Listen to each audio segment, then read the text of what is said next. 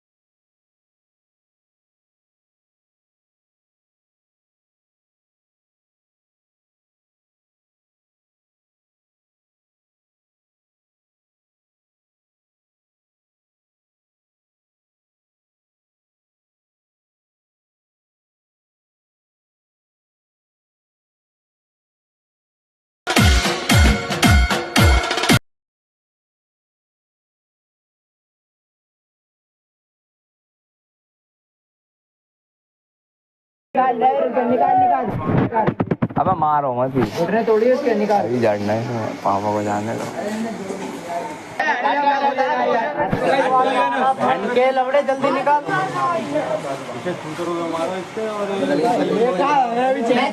कैसे मारते भाई, जूते चेक कर, ये देख क्या रहा है, देख होगा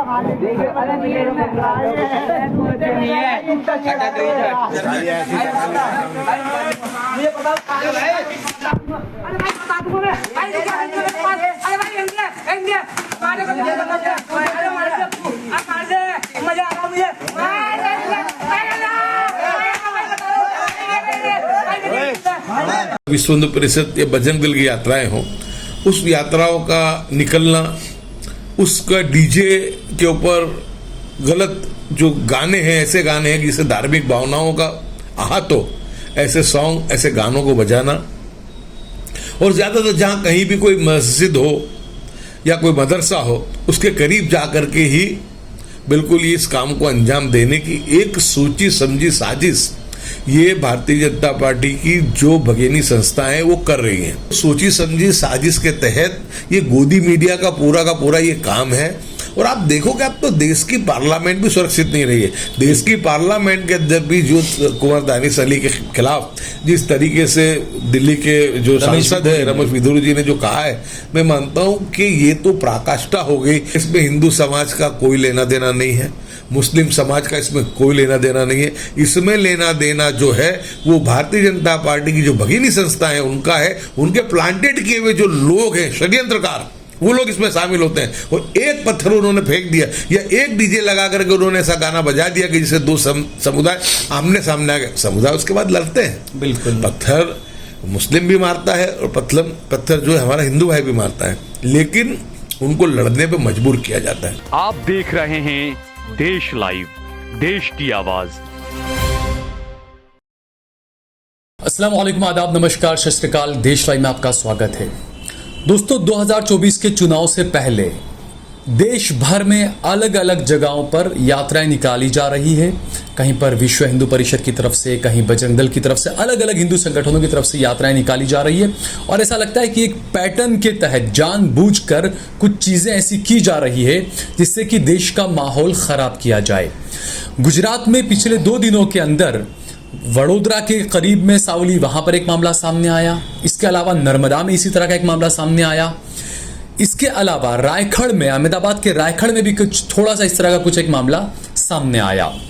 यात्राएं निकाली जा रही है और ये अक्सर आप देखिए पिछले 3-4 साल से ये जो पैटर्न चला है कि मुस्लिम इलाकों के पास जैसे ही ये यात्रा पहुंचती है तो वहां पर नारेबाजी अलग तरह की होने लगती है, गाने अलग तरह के बजने लगते हैं। मौजूदा गुजरात की जो अलग अलग जो घटनाएं हुई है, पुलिस पर भी कई सवाल उठ रहे हैं कि आखिरकार परमिशन नहीं होने के बाद भी यात्राएं कैसे निकल जाती है। नर्मदा का एक मामला है कि नर्मदा में जो विधायक हैं चेतर वसावा, उनका एक वीडियो काफी सोशल मीडिया पर चल रहा है जिसमें वो पुलिस वालों से ये कह रहे हैं कि परमिशन के बिना आखिरकार ये यात्रा कैसे निकली। पहले से पुलिस को चेतर वसावा ने कहा था कि इस तरह की घटनाएं हो सकती है, मुस्लिम इलाकों में आकर इस तरह की घटनाएं हो सकती है। उसके बावजूद भी वहां पर दंगे कैसे हुए, मुसलमानों की दुकानों को कैसे लूटा गया, कैसे पथराव हुआ, ये तमाम जो मामले गुजरात में हो रहे हैं, इसी को लेकर हम बात करेंगे। कांग्रेस के पूर्व विधायक है ग्यासुद्दीन शेख साहब, क्योंकि जो इनका कार्यकाल रहा और 2014 के बाद में जिस तरीके का माहौल बदला, खासकर गुजरात के अंदर जहां पर भी जो घटनाएं हुई, मुसलमानों को जो निशाना बनाया गया, ग्यासुद्दीन शेख साहब ने हमेशा मुसलमानों की आवाज को, दबे कुचलों की आवाज को बढ़ चढ़कर उठाया है। ग्यासुद्दीन भाई, 2024 का चुनाव बिल्कुल सर पर है, लेकिन उससे पहले जो माहौल जो खराब किया जा रहा है, क्योंकि इस तरह की सबसे पहले तो सवाल ये उठता है कि ये यात्राएं पहले तो कभी नहीं निकला करती थी, अचानक ही शोर यात्राएं निकलने लगी, अचानक ही मुसलमान इलाकों के अंदर ये तमाम चीजें होने लगी। नर्मदा का मौजूदा का मामला है, जो चेतर वसावा का जो वीडियो वायरल हुआ है, कई चीजों को लेकर सवाल उठ रहे हैं उसमें। आप पार्टी से चेतर वसावा जो है विधायक हैं जी, और उन्होंने एक मजबूती के साथ बगैर किसी डर खौफ के सच बात हक गोई करने की उन्होंने कोशिश की है। मैं उसको सलाम करता हूं कि आज जिस तरीके से पिछले कई दिनों से और कुछ महीनों से ज्यादा ये मामला जो बिगड़ने लगा है, एक ही पैटर्न कि जहां कहीं भी ऐसी कोई यात्रा हो, वो धार्मिक हो या विश्व हिंदू परिषद या बजरंग दल की यात्राएं हो, उस यात्राओं का निकलना, उसका डीजे के ऊपर गलत जो गाने हैं, ऐसे गाने हैं जिससे धार्मिक भावनाओं का आहत हो, ऐसे सॉन्ग, ऐसे गानों को बजाना, और ज्यादातर जहां कहीं भी कोई मस्जिद हो या कोई मदरसा हो, उसके करीब जाकर के ही बिल्कुल इस काम को अंजाम देने की एक सोची समझी साजिश ये भारतीय जनता पार्टी की जो भगेनी संस्थाएं हैं वो कर रही हैं। मैं इसमें मानता हूं कि हिंदू समाज और मुस्लिम समाज दोनों रथ के दो पहियों के समान है। वो लड़ना नहीं चाहते हैं, एक दूसरे की धार्मिक भावनाओं का भी आदर करते हैं, एक दूसरे की कदर भी करते हैं। और आज भी जब गणेश विसर्जन का जितना बड़ा मामला आया कि ईद मिलादुन नबी और गणेश विसर्जन एक ही दिन आया, बिल्कुल उस वक्त में भी गुजरात के मुसलमानों ने, उसमें हमने भी हिस्सा लिया, और गुजरात के जिम्मेदार मुसलमानों ने अलग अलग जगह पे कहीं पर तो अपना जो था ईद मिलादुन नबी का जो था टाइम चेंज किया कि भाई एक ही दिन जब रथ यात्रा, जब ये यात्रा भी है और ईद मिलादुन नबी का जुलूस भी है, तो मुस्लिम समाज ने सुबह 7 से लेकर के 11-12 बजे तक में अपना जुलूस सादगीपूर्ण तरीके से उसको पूरा किया। और अहमदाबाद की बात करूं, बड़ौदा की बात करूं, सूरत की बात करूं, राजकोट की बात करूं,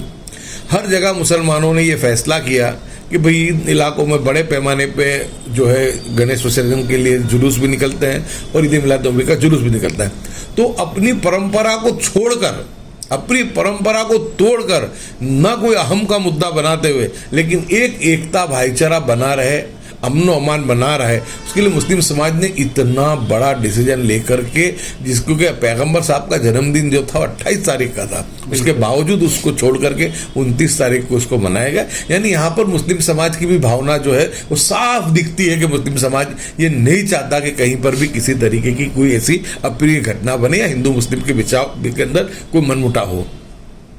इतना बड़ा मामला हो। लोग इसलिए साबित होता है और बहुत सब जगह पे जहाँ पे ईद मिलाद नबी का जुलूस निकला, सैकड़ों हिंदू भाइयों ने उसका स्वागत भी किया। अहमदाबाद की रथ यात्रा की जो फ्लैग जो दी, जो नीली झंडी जो किसी ने बताई है ग्रीन कलर, तो वो जो जगन्नाथ मंदिर के महंत श्री ने बताई है। यानी हिंदू मुस्लिम के अंदर तो कोई दूसरी बात नहीं है। जगन्नाथ मंदिर के जो महंत हैं वो गुजरात संघ समिति के अध्यक्ष भी हैं। बिल्कुल, यानी ये जो बात है कि जो हिंदू मुस्लिम के मामले में तो आज भी बहुत सब लोगों ने, मीडिया के लोगों ने फोन किए, क्योंकि मैं मीडिया के भी लोगों से ये विनती करते आए, हम को कहते भी आए हैं कि आप कहीं पर भी हो बस, और ऐसे तंज वाली बात को करना, विधर्मियों का हमला, बिल्कुल, यानी ये विधर्मी कह के एक समाज को प्रताड़ित करना, उसको गाली देना, मैं मानता हूं कि ये जो मीडिया का काम नहीं है। मीडिया को तो ये देखना चाहिए, अगर मुसलमान भी गुनहगार है उसको सख्त में सख्त कार्रवाई होनी चाहिए, बिल्कुल। उसमें सख्त में सख्त उसको सजा भी होनी चाहिए। लेकिन अभी किसी जगह पे दंगा भड़का है और उसको सीधा का सीधा पूर्व आयोजित कावतरा बता देना और किसी एक समाज पर ही थोप देना, मैं मानता हूं कि ये नाइंसाफी है। मीडिया का रोल भी सवालों के घेरे में, क्योंकि जो मीडिया, जो आपने बहुत सही बात बताई कि हेडलाइन इस तरह की चला देते हैं वो कि हिंदू समुदाय में जो लोग सेक्युलर छवि के हैं उनके दिमाग को भी खराब करने वाली काम ये मीडिया की हेडलाइंस कर रही है। ये बिल्कुल ये हो ही रहा है और ये बहुत ही, जिसको सोची समझी साजिश के तहत ये गोदी मीडिया का पूरा ये काम है। और आप देखोगे अब तो देश की पार्लियामेंट भी सुरक्षित नहीं रही है। देश की पार्लियामेंट के अंदर भी जो कुंवर दानिश अली के खिलाफ जिस तरीके से दिल्ली के जो सांसद है रमेश बिधूरी जी ने जो कहा है, मैं मानता हूं कि ये तो पराकाष्ठा हो गई कि यानी इस हिंदुस्तान में, सेक्युलर हिंदुस्तान में जहाँ गंगा जमनी तहजीब है, हम कभी सोच नहीं सकते। ये नारे हम रोड पे सुन रहे थे, लेकिन आज उन नारों को हम लोगों ने पार्लियामेंट में भी देखा। और देखने की बात यह है कि उतना होने के बाद भी उस आदमी का प्रमोशन किया जाता है, उनको कहीं चेयरमैन भी बनाया जाता है और राजस्थान के चुनाव का प्रभारी भी बनाया जाता है। तो मैं मानता हूं कि ये इससे साबित होता है कि सरकार और सरकार के लोग इन चीज़ों को बढ़ावा दे रहे हैं। और ये जिस तरीके से जब कोई घटना बनती है, मैं ये कहता हूँ कि बार बार जो ये एक मजहबी जो जुलूस निकलता है उसके ऊपर ये घटनाएं बनती, तो पुलिस क्या करती है, बिल्कुल प्रशासन क्या करता है, उनकी जिम्मेदारी नहीं है, उनको पता नहीं है। जो ये हमारे भरूच जिले के या जो ये अभी नर्मदा जिले की जो बात आई है, वहाँ के विधायक खुद कह रहे हैं कि मैंने एक दिन पहले पुलिस को ये कहा है कि ये ऐसा होने वाला है। और ये जो शौर्य यात्रा के नाम से जो यात्रा निकलने वाली है, खुले हथियारों को लेकर के निकलने वाली है और एक समाज को टारगेट किया जाने वाला है, वो बोलने वाला कोई मुस्लिम तो है नहीं, बिल्कुल, वो भी भाई हिंदू भाई है, लेकिन उसने हकगोई की है, बात को रखा है। लेकिन इस तरीके का जब कोई बनाव बनता है तो कुछ सिलेक्टेड विजुअल लेकर के एक तरफा ही जहां कहीं पर भी कुछ जब घटना बनती है तो मामला तो ताली एक हाथ से तो बजती नहीं है, ताली दोनों हाथ से बजती है। लेकिन मैं फिर भी बहुत जिम्मेदारी के साथ कहता हूं कि इसमें हिंदू समाज का कोई लेना देना नहीं है, मुस्लिम समाज का इसमें कोई लेना देना नहीं है। इसमें लेना देना जो है वो भारतीय जनता पार्टी की जो भगिनी संस्था है उनका है, उनके प्लांटेड किए हुए जो लोग हैं षड्यंत्रकार, वो लोग इसमें शामिल होते हैं। और एक पत्थर उन्होंने फेंक दिया या एक डीजे लगा करके उन्होंने ऐसा गाना बजा दिया कि जिससे दो समुदाय आमने सामने आ गए, समुदाय उसके बाद लड़ते हैं। बिल्कुल, पत्थर मुस्लिम भी मारता है और पत्थर जो है हमारा हिंदू भाई भी मारता है, लेकिन उनको लड़ने पे मजबूर किया जाता है। बिल्कुल। दूसरा ग्यासु भाई, जैसे ये देखा हमने कि गुजरात में ही सावली का और सूरत के आसपास का भी कोई मामला कल का सामने आया कि जैसे ही मस्जिद आई तो वहां पर बहुत ज्यादा ट्रक के अंदर से कंकु और सब निकालकर मस्जिद पर फेंका गया। और ये बता रहे कि पिछले 2 साल से लगातार ये चीजें हो रही है। तो आप जो बात बता रहे हैं कि जो भड़काने का काम जो कर रहे हैं तमाम चीजें, कहीं ना कहीं प्रशासन पर लगातार सवाल उठ रहे हैं। प्रधानमंत्री भी ऐसी घटनाओं पर खामोश है, मुख्यमंत्री भी ऐसी घटनाओं पर खामोश है, ये सवाल लगातार उठ रहे हैं। मैं आपको कहूं कि प्रशासन को अगर बगैर दबाव के काम करने दे जाए तो मुझे इतना भरोसा है कि मेरी गुजरात की पुलिस पे कि वो दंगाइयों को पकड़ सकती है, उसको रोक सकती है। लेकिन ये सरकार पिछले 10 साल से जब शासन में आई है, हमने देखा कि उत्तर प्रदेश के अंदर भी जो घटना एक बनी, उसमें वहाँ के जो पुलिस आयुक्त थे उन्होंने बहुत मजबूती के साथ उन्होंने दंगाइयों के सामने काम किया, उनकी रातों रात का तबादला कर दिया गया। ऐसा ही जो था नूह मामले में भी हुआ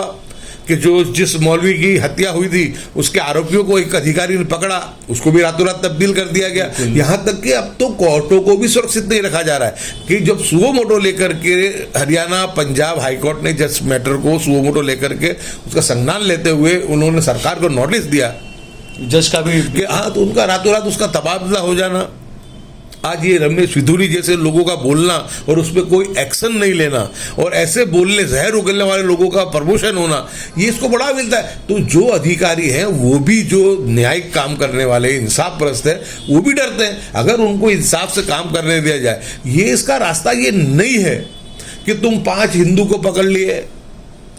15 मुस्लिम को पकड़ लिए, इससे दंगा रुकने वाला नहीं है। दंगा जब ही रुकेगा क्योंकि हिंदू मुस्लिम का मामला ही नहीं है, ये मामला षड्यंत्रकारियों का मामला है। ये जिनको लाभ, पॉलिटिकल लाभ, उसका एडवांटेज हो रहा है, ये उन लोगों का मामला है। और वो लोगों को जब तक षड्यंत्रकारों को पकड़ा नहीं जाएगा, जब तक ये मामला रुकेगा नहीं। क्योंकि हर जगह सीसीटीवी कैमरे लगे हुए हैं, पुलिस खुद वीडियोग्राफी करती है, पुलिस को मालूम है कि आए दिन ऐसी घटनाएं बनती है। और जब डीजे भी बजता है उस वक्त के अंदर जो ऐसे नारे लगते हैं और ऐसे गाने भी उल्टे सीधे बजते हैं, तो मैं मानता हूं कि पुलिस उस वक्त क्या करती है। गैस भाई, आपने जो कहा कि कुछ लोग हैं जो बीजेपी की भंगिनी जो संस्थाएं वो सारा कर रही है, क्योंकि अब ये पैटर्न जो चल रहा है, आप देखिए कि बड़ौदा के आसपास, आणंद के आसपास, पोरबंदर के आसपास, तो ये ऐसा भी लगता है कि कहीं ना कहीं लोकसभा चुनाव में जहां पर बीजेपी कमजोर नजर आ रही है, उन जगहों पर ज्यादा बढ़ावा दिया जा रहा है हिंदू मुसलमान की इन चीजों को। बिल्कुल पूरे हिंदुस्तान के पैमाने पे इन चीजों को चलाया जा रहा है। क्योंकि मैं ये कहूंगा, बहुत दुख के साथ मैं कहूंगा इस बात को,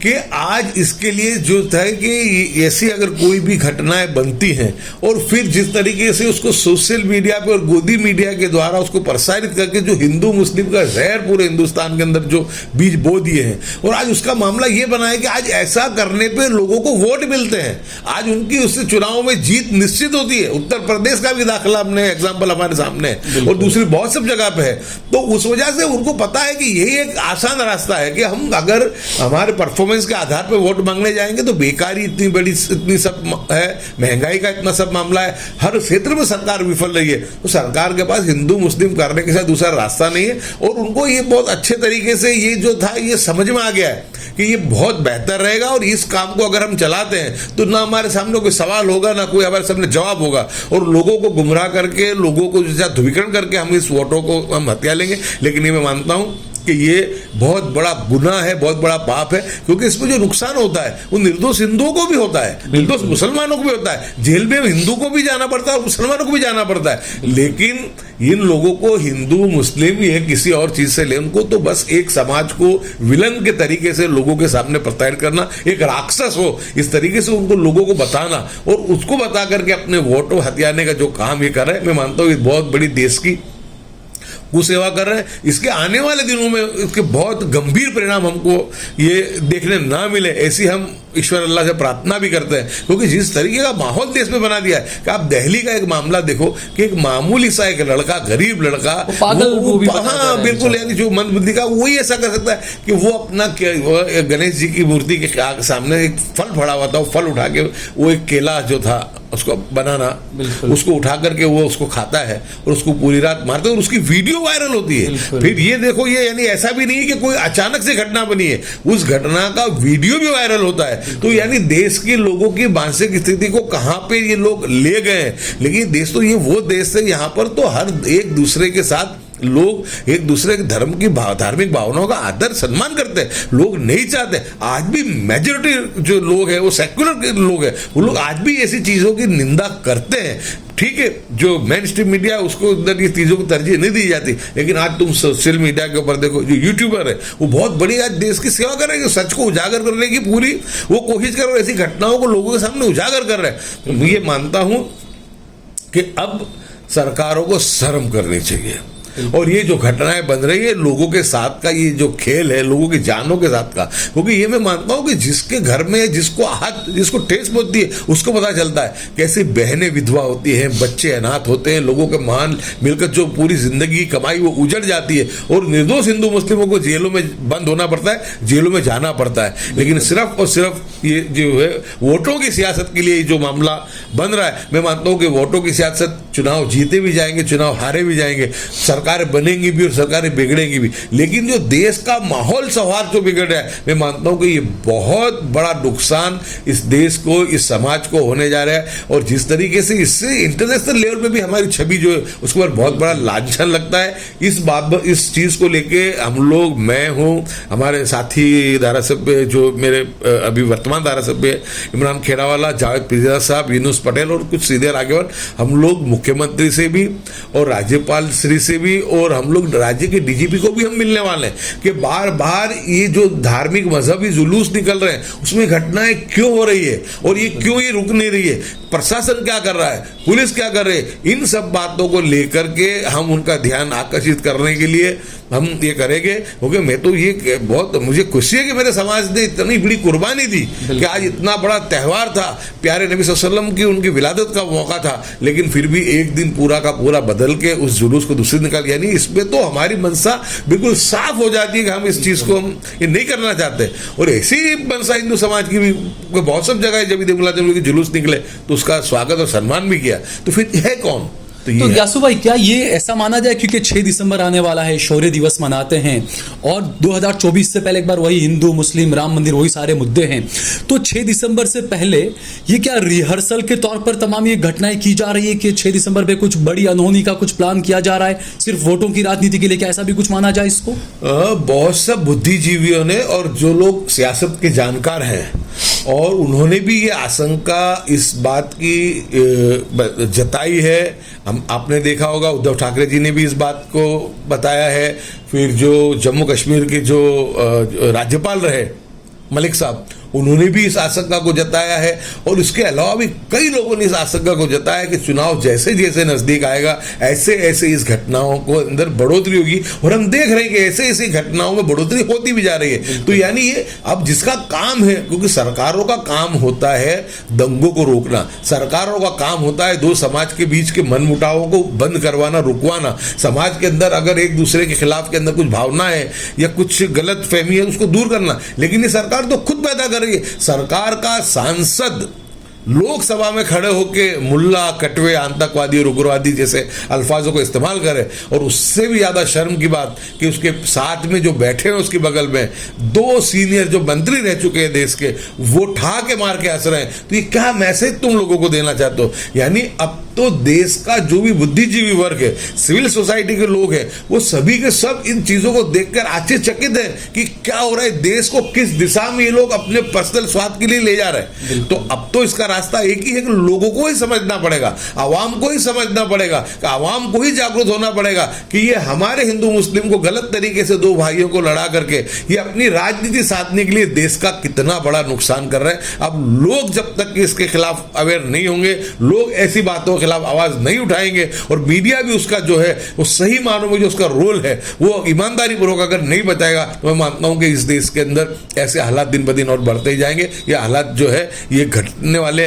नहीं है। दुख की बात यह है कि लोगों की, निर्दोषों की जाने जा रही है। ऐसे वक्त में हम तो आपके माध्यम से, आप बहुत अच्छा काम करते हैं, आप बहुत अच्छे लोगों को अवेयरनेस लाने के लिए देश लाइव काम करता है, तो आपके माध्यम से पुलिस को भी, प्रशासन को भी हम विनती करेंगे और गोदी मीडिया के लोगों को भी हम विनती करेंगे कि आप अपनी जिम्मेदारी ईमानदारी पूर्वक आप इसको जो है इसको निभाओ। आपका रोल बहुत बड़ा है। जिनका रोल माँ बाप का है, जो माई बाप है, जो सरकार है, वो सरकार खुद ये कोशिश हो रही है, साजिशें कर रही है कि हिंदू मुस्लिमों के बीच मनमुटाव हो, दंगे हो, फसाद हो और आहत हो उनके। तो ऐसे वक्त में दरअसल जिम्मेदारी जो है मीडिया, सोशल सोसाइटी के लोग, सिविल सोसाइटी के लोग और जितने भी बुद्धिजीवी लोग हैं, जो सेक्युलर विचारधारा में, जो देश का सही मानों में हित सोचने वाले लोग हैं, उनको तमाम को मिलकर के ऐसी सच बात को करना चाहिए। मैं फिर से एक मर्तबा जो आपके विधायक चेतर वसावा ने जो मजबूती के साथ सच बात को, हकीकी बात को उन्होंने जो रखने की जो जरूरत की है, मैं मानता हूं कि उसको मैं सैल्यूट और फिर से उनको सलाम करता हूं। अगर इसी तरीके से हर पॉलिटिकल पार्टी के लोग और हर जिम्मेदार लोग ऐसी बात को उठाएंगे, सच को सच कहेंगे, तो मैं मानता हूं कि वही रास्ता है कि जो इस देश के अंदर से नफरत को भी मिटाएगा और ये दंगे फिसाद की जो राजनीति है उसको भी खत्म करेगा। हम सब मिलकर के ये जो है इसकी जिम्मेदारी को निभाए, क्योंकि आने वाले दिन जब चुनाव जैसे जैसे करीब आ रहा है, घटनाएं बढ़ रही हैं, तो इन चीजों को बढ़ावा न मिले और आने वाले दिनों में अमन व अमान, शांति और भाईचारा बना रहे, उसके लिए तमाम लोग अपनी जिम्मेदारी को तमाम लोगों को निभानी पड़ेगी। ठीक है क्या सुबह, बहुत बहुत शुक्रिया हमसे बातचीत करने के लिए। शुक्रिया आपका भी कि आपने अपना मेरा जो मंतव्य था रखने के लिए आपने मुझे मौका दिया।